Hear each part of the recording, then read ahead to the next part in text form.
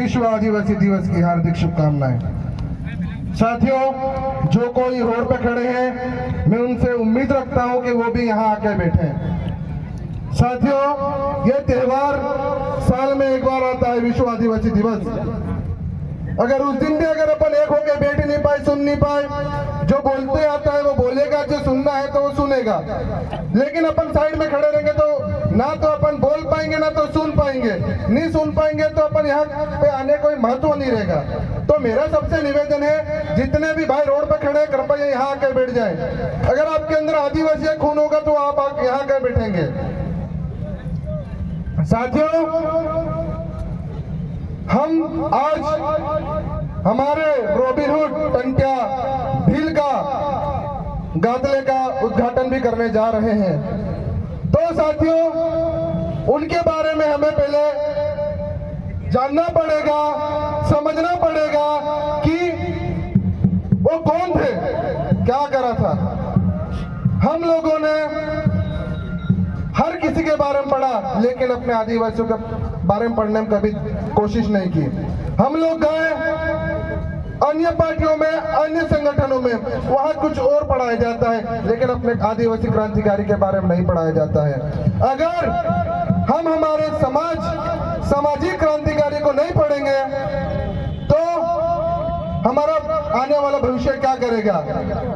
वो व्यक्ति जिसने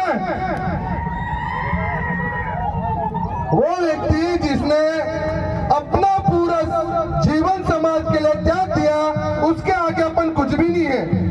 आप हो क्या उसके सामने? नहीं हो तो उसके बारे में जानने की कोशिश करो, क्योंकि उस व्यक्ति ने जो लड़ाई लड़ी थी, वो अपने को अब लड़ने की बारी आ गई है। याद रखना, जमीनें चले जाने वाली है, लड़ने वाला लड़ेगा। अगर सब मिलके नहीं लड़े तो जमीनें साथियों बचने वाली नहीं है। सर्वे चल रहे हैं अभी, जमीन अधिग्रहण के लिए पासवाड़ा में चली गई है, अगली बार ये थाना की है, इस क्षेत्र पलवार की है।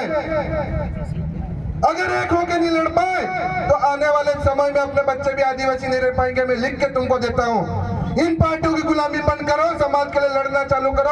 और समाज के लिए लड़ना मतलब खुद के लिए लड़ना होता है। समाज, पूरा समाज मतलब अपन सब होते हैं। कल उठ के तुम्हारी जमीन चले गई तो क्या होगा? तुम्हारे बच्चे कहाँ रहेंगे?